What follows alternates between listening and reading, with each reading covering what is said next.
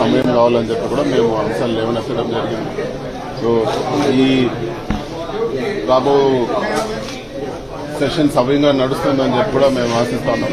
ఖచ్చితంగా ఈ విషయాలన్నీ కూడా రాష్ట్ర ప్రజల తరఫున మేము పార్లమెంట్ ఇవన్నీ కూడా లేవనెత్తామని చెప్పి తెలియజేస్తాం.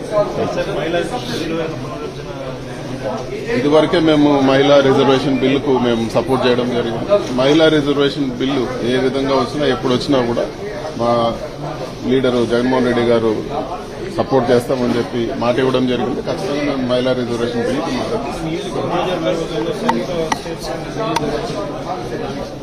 సో సౌత్ స్టేట్స్ కు అన్యాయం జరిగే విధంగా అయితే ప్రపోజ్ చేయలేదు.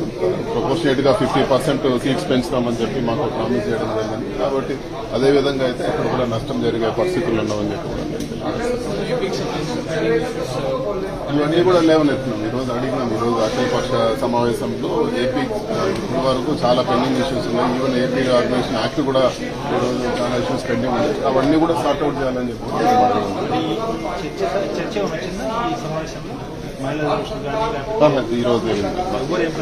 ఈరోజు మహిళా రిజర్వేషన్ బిల్ అయితే ప్రస్తుతానికైతే లిస్ట్ లో లేదు. రెండు ఒకటే వస్తాయి. మహిళా రిజర్వేషన్ డిలిమిటేషన్ లేదు. ఈరోజు ఇప్పుడైతే ఈరోజు పెట్టిన లిస్ట్ లో అయితే లేదు. But DSC paper leak scam కానీ డిఎస్సీలో జరిగిన అవకతవకల గురించి మేము లేవనెత్తాము. వాటి గురించి ఖచ్చితంగా హౌస్ లో మేము దానిపైన మేము మాట్లాడడం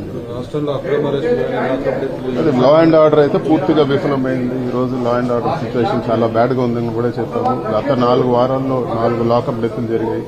మరీ దారుణంగా చనిపోయిన బాధితులు వాళ్ళందరూ కూడా వీడియోలు రికార్డ్ చేసి పెట్టడం జరిగింది. వీటన్నిటి గురించి కూడా మేము మాట్లాడాము. ఇవన్నీ కూడా గట్టిగా సభలో ప్రస్తావిస్తామని చెప్పి కూడా ఈరోజు సుబ్బారెడ్డి గారు మాట్లాడడం జరిగింది. ఈరోజు పొగాకు రైతులు కానీ అదేవిధంగా ఆక్వా ఫార్మర్స్ గురించి కానీ మిగతా రైతాంగం అంతా కూడా పూర్తిగా అగ్రేరియన్ క్రైసిస్ జరుగుతోందని చెప్పి కూడా మేము ఈరోజు మాట్లాడడం జరిగింది. సో రైతుల సమస్యలు అన్ని కూడా సరైన ఫార్మాట్ మేము దాన్ని పుట్టం చేసి ఖచ్చితంగా మాట్లాడతాం. Thank you.